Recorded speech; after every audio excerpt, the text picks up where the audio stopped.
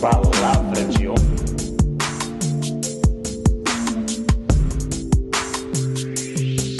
A nova reforma tributária traz os mesmos vícios arrecadatórios das anteriores, mas deve servir para alegrar aí os financistas brasileiros.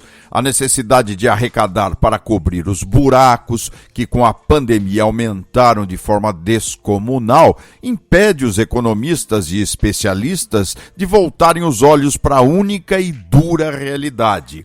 O Brasil sempre gasta mais do que arrecada.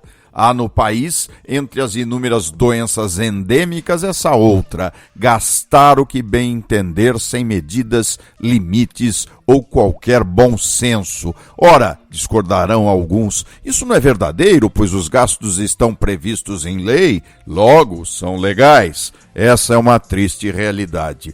A lei é construída, é moldada para atender a esses exageros, a falta de limites dos governantes que se sucedem, como se cada novo governo fosse único. A máquina pública inchada com excessos de contratações se comporta como se o mundo começasse a partir dela, como se todos os governos passados fossem corruptos, incompetentes e um novo marco zero, definido pelas eleições, fizesse nascer uma nova nação, um novo Estado, uma nova perspectiva de futuro. Enquanto a ilusão continuar, não perceberemos que todos os avanços de cada um dos antecessores que passaram pelo Planalto ou pelos palácios ou ainda pelas prefeituras foram importantes para avanços, mas também entulharam, contrataram demais, gastaram de forma desnecessária inúmeros recursos, repito, permitidos pela lei,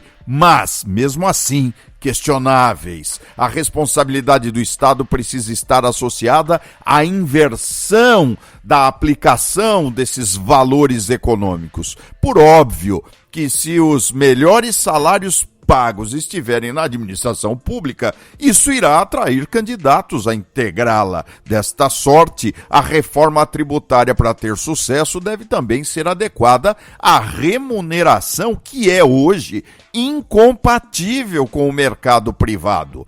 Isso somente para abordarmos essa distorção que abre buracos fiscais de profundidade incalculável. Quando o Estado paga mais que uma saudável empresa privada, ele necessariamente arranca dessa empresa tributos para manter-se. Assim, quanto maior a quantidade de dinheiro arrecadada para a manutenção da máquina pública, menor o investimento privado, maior a economia e o Estado fomenta de forma indireta a corrupção, pois como detém uma fortuna em seus cofres, é ele quem contrata a empresa privada e as remunera com recursos provenientes da onde? Dos tributos, taxas, multas, entre outras formas de arrecadação, controladas ou não. O Estado não tem o mesmo compromisso do empreendedor, do empresário. Se a empresa privada vai mal, ela corta excessos, demite, se molda à nova realidade. O Estado, quando se encontra em situação de penúria, faz simplesmente o quê? Aumentar impostos,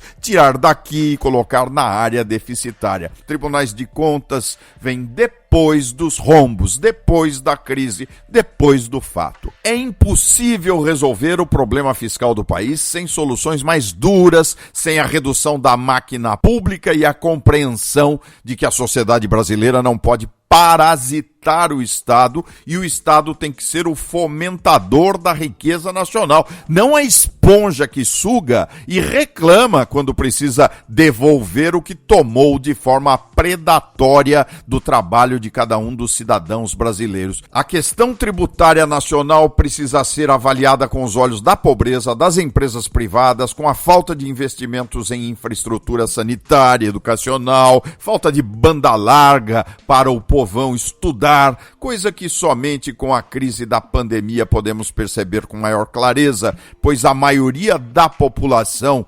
sobrevive com muito pouco e se conforma com a exploração que o Estado impõe dia a dia, sem nenhuma reação, numa passividade total e com um conformismo que só inúmeras carências podem explicar. e tenho dito palavra de honra.